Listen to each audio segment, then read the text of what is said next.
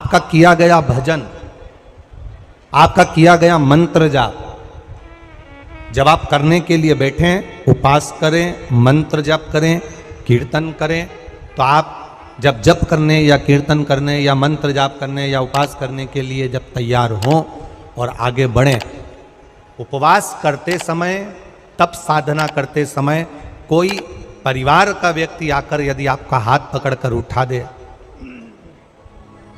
या आपको अपशब्द कहे तो ये श्रेष्ठतन नहीं हो। आप करो पशुपति व्रत, आप करो सोमवार के व्रत, पर निवेदन है कि व्रत करते समय, व्रत के पहले आपके परिवार वालों को, आपकी पति को, माता पिता को, परिवारजन को यह बात बता दी जाए कि हम ये व्रत कर रहे हैं। क्यों? उसका कारण केवल इतना सा है कि जब हम ये परिवार वालों को बता देंगे कि हम व्रत कर रहे हैं तो आपके व्रत में कोई टोकने वाला नहीं रहेगा, आपके व्रत को कोई रोकने वाला नहीं रहेगा और आप निष्कपट भाव से भगवान की अविरल भक्ति को धारण कर सकते हो। निष्कपट भाव से भगवान के भजन को धारण कर सकते। इतना सुंदर वर्णन किया गया है महामृत्युंजय मंत्र का। यदि हम किसी ब्राह्मण से अनुष्ठान करवा रहे हैं, महामृत्युंजय मंत्र का यदि हम किसी ब्राह्मण से अनुष्ठान करवा रहे हैं, शिव महापुराण की कथा कहती है अनुष्ठान पत्नी करवा रही है या पति करवा रहा है, सास करवा रही है या ससुर करवा रहा है, घर का जेठ करवा रहा है या जेठानी करवा रही है। शिव महापुराण की कथा कहती है जितने लोग आपके घर में रह रहे हैं, जितने लोगों के साथ आप 24 घंटे घर के अंदर रह रहे हैं, जब हम पशुपति व्रत करें या महामृत्युंजय का अनुष्ठान किसी ब्राह्मण से करवा रहे हैं या मंदिर में हम अनुष्ठान करवा रहे हैं, तो भी हमारे चित्तवृत्ति से हमारे परिवार वालों को ये मालूम होना चाहिए कि मैंने उन ब्राह्मण के द्वारा अपने परिवार के हित के लिए, अपने बुजुर्ग के हित के लिए, अपने घर के हित के लिए मैंने महामृत्युंजय का अनुष्ठान करवाया है। उसका पुण्य 4 गुना बढ़ता है, जिससे घर के लोगों में कोई विस्मयता उत्पन्न ना हो।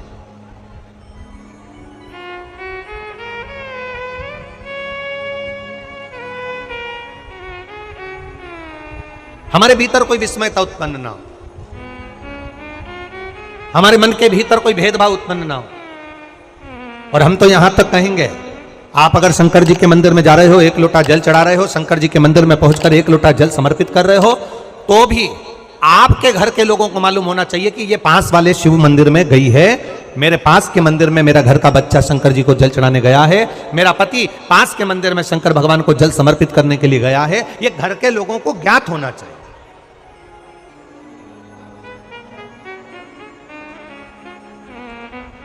घर के लोगों को यह मालूम होना चाहिए कि ये पास के मंदिर में मेरी धर्म पत्नी गई है, पास के मंदिर में मेरे माता पिता गए, पास के मंदिर में मेरे परिवार के लोग गए। ये आपकी चित्तवृत्ति में और परिवार की चित्तवृत्ति में ये बात रहना चाहिए, छुपा कर नहीं जाना।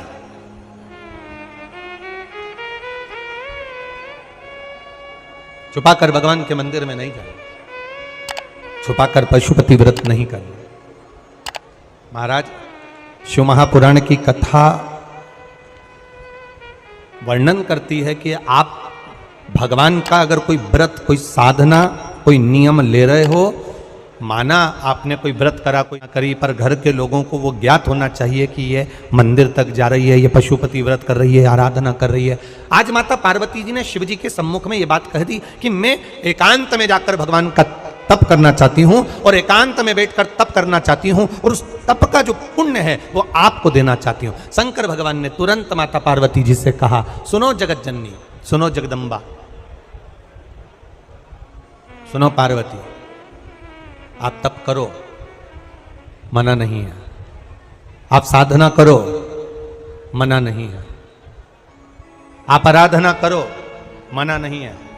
और आप सोचो कि आपकी करी गई तप साधना का पुण्य आप मुझे दे दो, तो भगवान तुरंत कहते हैं, पार्वती जी मुझे आपके तप साधना का पुण्य नहीं चाहिए, आप अपना पुण्य अपने पास में रखो, हमें आपका पुण्य नहीं चाहिए।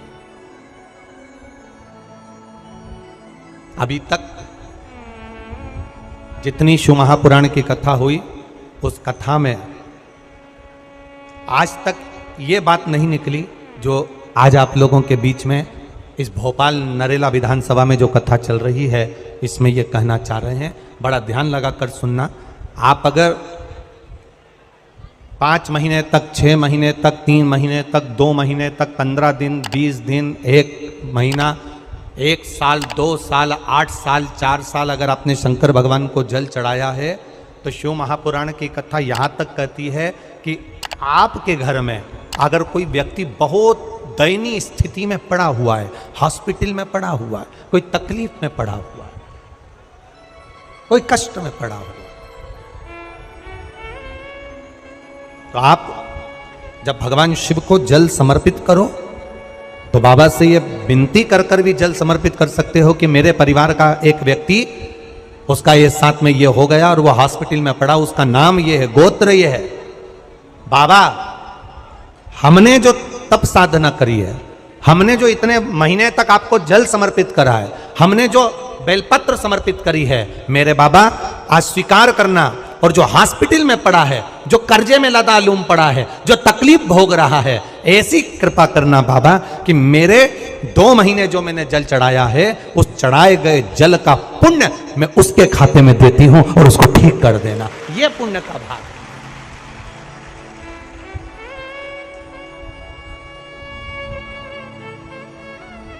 ये पुण्य का भाग है।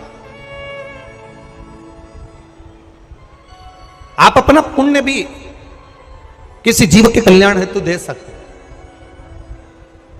अब किसी ने एक बार ये कथा सुनी और कथा सुनकर कहा, महाराज जी आप कहते हो कि शंकर जी पे चढ़े हुए जल का पुण्य भी हम किसी को दे सकते हैं क्या? शंकर जी को चढ़े हुए जल का पुण्य क्या किसी को दिया जा सकता है? क्यों नहीं दे सकते? क्यों प्रदान नहीं कर सकते?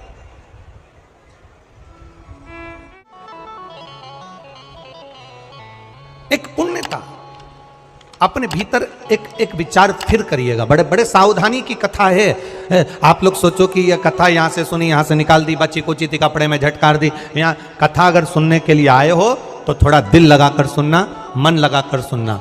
हो सकता है एलईडियाँ थोड़ी बंद चालू हो, मना नहीं है, पर माइक की व्यवस्था आपके पास में है तो दिल लगाकर सुनो।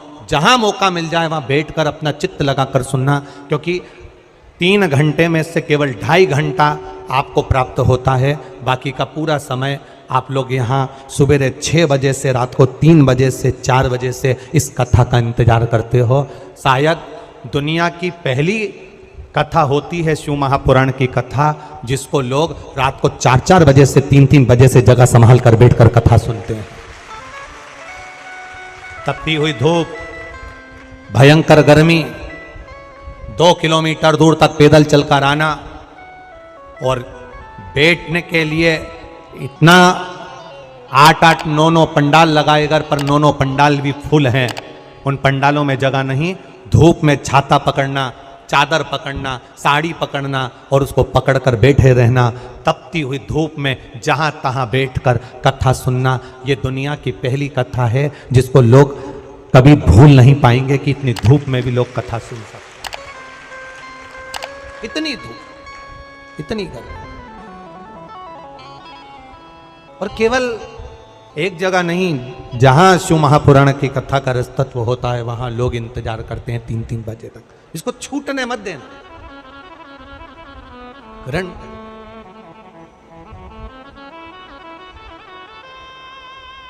शादी में गए हो, 500 का लिफाफा दिया है तो भोजन कर कर जरूर जाना।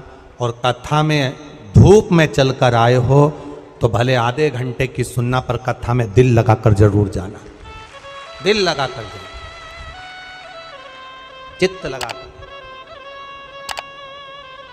आप अगर 1 लोटा जल भगवान शिव को समर्पित कर रहे हो, आप एक बेलपत्र भगवान शंकर को समर्पित कर रहे हो, आप एक शमी का पत्ता भी भगवान शंकर को समर्पित कर रहे हो, आप भगवान शंकर का पंचानंद स्नान करा रहे हो, आप भगवान शंकर के मंदिर का शिखर दर्शन कर रहे हो, आप भगवान शंकर के मंदिर में जाकर झाड़ू लगा रहे हो, पोछा लगा रहे हो, सफाई कर रहे हो, तो भी तुम्हारी चित्तवृत्ति में रहना चाहिए कि जब किसी पर दुख की घड़ी आए, किसी पर तकलीफ आए, किसी पर कष्ट आए, हमारा करा गया पुण्य हम उसके खाते में दे सकते हैं।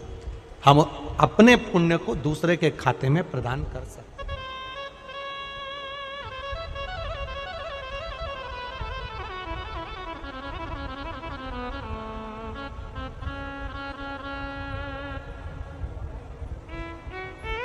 बेलपत्र, जरा ध्यान देना हो। ये बेलपत्र जो होता है, इस बेलपत्र पर कभी कभी आपने देखा होगा कि कई लोग बीच वाले पत्ते पर चंदन लगा देते हैं। ये जो बीच का पत्ता होता है, इस पर लोग चंदन लगा देते हैं। शिव महापुराण की कथा कहती है,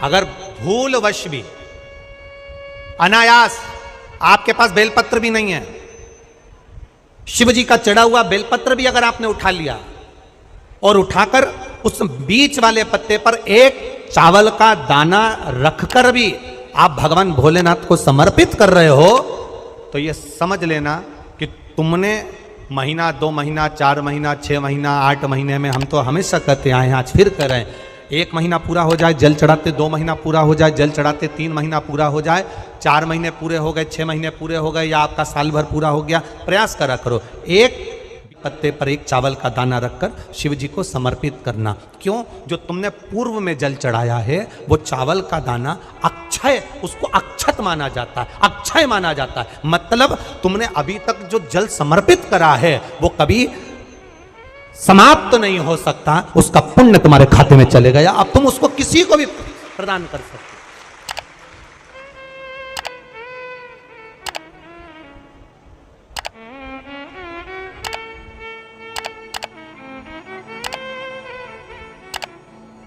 बहन भाई को तिलक करती है रक्षाबंधन पर, माथे पर तिलक लगाने के बाद में चावल लगाती कि नहीं लगाती? बोलो, जम के बोलो जरा। लगाती है? बोलते जाओ जरा। लगाती है, ठीक है। मंदिर में आप पूजन कर रहे हो, घर में कोई अनुष्ठान कर रहे हो, पंडित जी तुम्हारे मस्तक पर तिलक करते हैं तो चावल लगाते कि नहीं लगाते? बोलो बोलो, जम के बोलो। लगाते हैं। तुम्हारे घर में शादी ब्याह होता है तो तिलक करा जाता है तो चावल लगाया जाता कि नहीं लगाया जाता? लगाया जाता। सब समय पर चावल, मस्तक पर कंकु का तिलक, चंदन का तिलक, जो भी तिलक तुम्हारे मस्तक पर लगा है, कोई अगर लगाएगा शुभ कार्य में तो चावल जरूर लगाएगा। बस एक कार्य ऐसा होता है जिस समय पर मस्तक पर तिलक करा जाता है पर चावल नहीं लगाया जाता।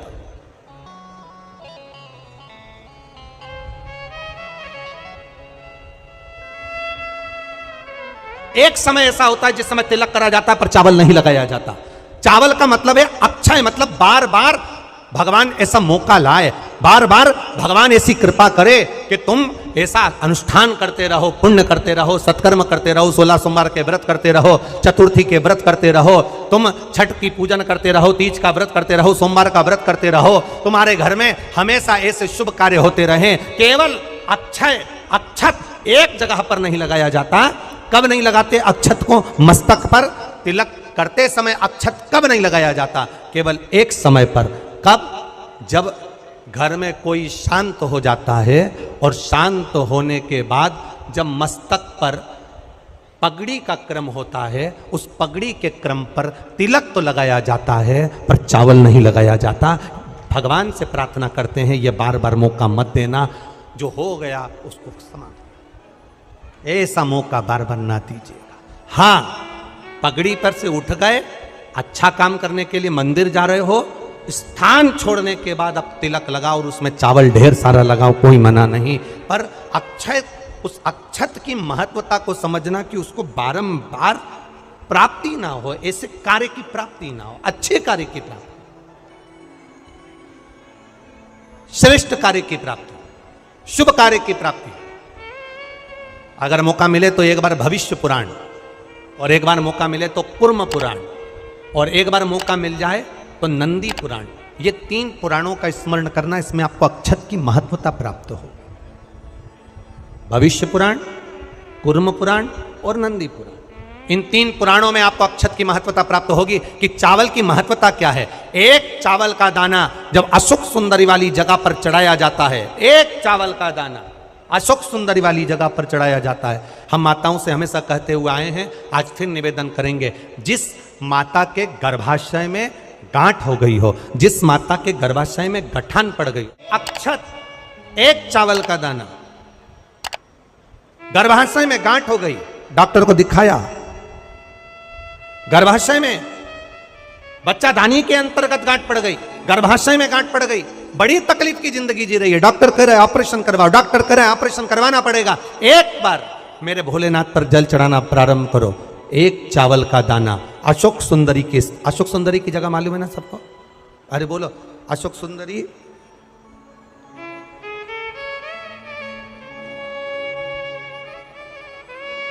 जैसे ये शिवलिंग, ये जलाधारी गोल माता पार्वती जी का हस्तकमल, यहां से जो जल बहता है, इधर गणेश जी का सीधे हाथ पर स्थान, इधर कार्तिकेय जी का स्थान, बीच में मोटी सी एक लाइन होती है शिवलिंग के सामने, वो अशोक सुंदरी का स्थान। कई बार वहां सांप बना होता है, कई बार अशोक सुंदरी का स्थान बना होता है।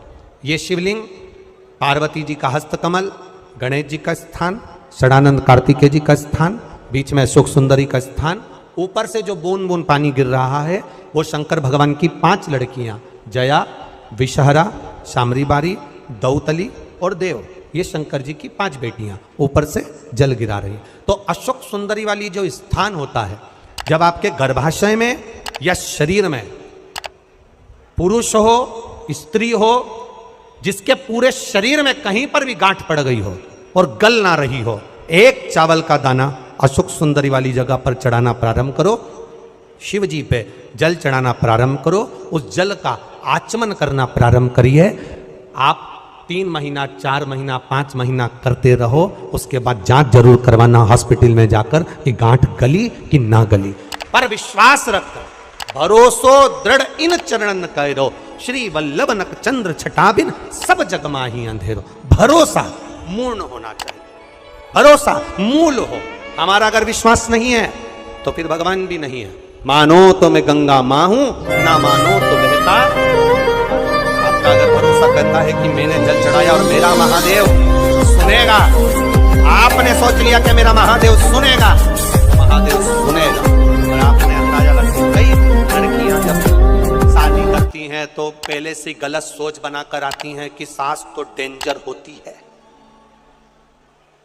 कईयों के मन में भाव आता है सास बुरी होती है, सास अपशब्द कहती है, सास गाली देती है। कई लोगों से सुना, जिससे मिलो उसकी सास ऐसी हो गई, कोई ने कहा हमारी सास ऐसी थी। लड़कियों ने अपनी चित्तवृत्ति में भर लिया कि सास बुरी होती है। जब चित्तवृत्ति में भर लिया कि सास बुरी होती है, तो वो कितने भी अच्छे घर में चली जाए, उसको सास बुरी ही लगेगी, ये निश्चित है। और अगर आपने मन में सोच लिया कि जो किस्मत में लिखा होगा देखा जाएगा, संसार सागर में जन्म लिया है, सुख दुख चलता रहता है। अगर कोई बेकार भी मिल गया ना, तो अपना स्वभाव से मैं उसको अच्छा बना लूंगी, मुझ में वो क्वालिटी है, तो वो अच्छा हो जाए। आप पहले से विचार कर लीजिए। आज के जमाने में लोगों को ना तो लिखना आता है ना विचार करना आता है। एक फेसबुक पर हमको तो आशीष ने बताया, एक फेसबुक पे लिखा हुआ था, एक फेसबुक पर किसी ने लिखा था, आज पुत्र रत्न की प्राप्ति हुई, सभी मित्रों का आभार। क्या लिखा था फेसबुक पे? अरे बोलो तो जम के, आज मेरे घर पुत्र रत्न की प्राप्ति हुई, सभी मित्रों का आभार। अब मित्रों का आभार क्यों दे रहा है? पुत्र तेरा है कि मित्रों का है?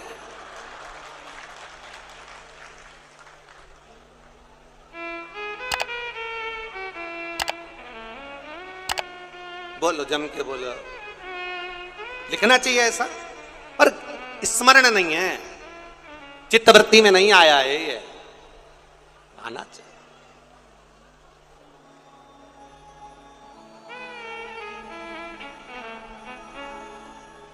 चित्तवृत्ति में आना चाहिए। आप क्या कर रहे हो, आप क्या प्रदान कर रहे हो, क्या लिख रहे हो, क्या बोल रहे हो, आपकी चिदानंद वृत्ति में यह आना चाहिए कि आप क्या कर रहे हो। आज मेरे यहां पुत्र रत्न की प्राप्ति हुई, सारे मित्रों का। क्या लिखा है तुमने, क्या प्रदान किया तुमने, विचार करो।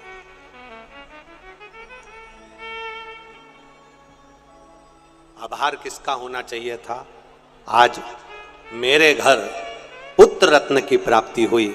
महादेव आपका आभार, आपकी कृपा, आपकी दया, आपकी करुणा, जो ये पुत्र रत्न की प्राप्ति मेरे घर में हो गई, ये आपकी करुणा से हुई, ये आपकी उदारता से हुई।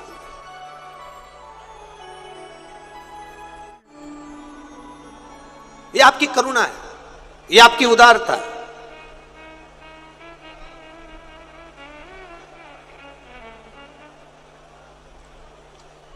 ये कथा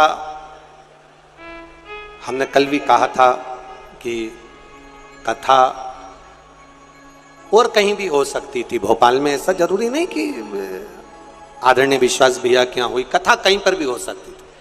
पर ये कथा आदरणीय विश्वास भैया सारंग जी के यहाँ जो हुई है, हमने कल भी कहा था कि कहीं ना कहीं माता पिता का कोई पुण्य प्रबल हुआ होगा, जिसके कारण बस ये आशीर्वाद के रूप में ये कथा आदरणीय विश्वास जी सारंग जी को प्राप्त हो।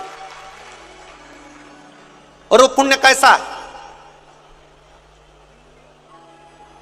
जब हमने पता करा तो हमारे स्मरण में आया कि जब स्वर्गीय श्री कैलाश नारायण जी सारंग जी बीमार पड़ गए, और बीमार पड़ने के बाद जब दिल्ली में एडमिट हो गए और उनका इलाज चलता रहा, तब हम कभी भी जजमान परिवार से ये कुछ भी नहीं पूछते और ना हम उनसे बात करते हैं कि तुमने क्या करा क्या ना करा। हम तो हमारे जो सेवादार लगे रहते हैं, कार्यकर्ता लगे रहते हैं, उनसे पूछते रहते हैं। तो बताया कि गुरुजी विश्वास भैया सारंग भोपाल में उस समय पर भी मंत्रिमंडल में थे, जिस समय पर पिताजी का स्वास्थ्य खराब था, तो यहाँ पर संभालते हुए यहाँ पर भी सारी मीटिंग अटेंड करना और रात के समय जाकर अपने माता पिता की सेवा करना दिल्ली में, ये कोई सहजता का विषय नहीं होता। और उसी का पुण्य फल, उसी का एक आनंद, उसी का जो पुण्य है, उसी का जो पुण्य फल मिला है, वो ये मिला है, ये उसी का पुण्य फल, ये कोई सहज नहीं।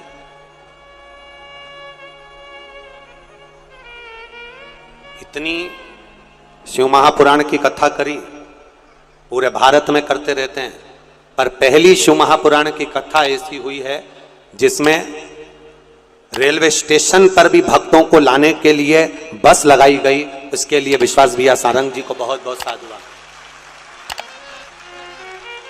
आज तक जितनी कथा हुई, उस किसी कथा में कहीं पर भी रेलवे स्टेशन से कथा स्थल तक लाने के लिए भक्तों के लिए बस नहीं लगी, पर पहली कथा ऐसी थी जिसमें भोपाल के रेलवे स्टेशन से भक्तों को यहां तक लाने के लिए बसों को निःशुल्क चलाया गया। एक बार जोरदार ताली बजा, बहुत बहुत साधुवाद, बहुत बहुत साधुवाद। कोई परेशान ना हो, आनंद से पहुंचे लोग कथा। हाँ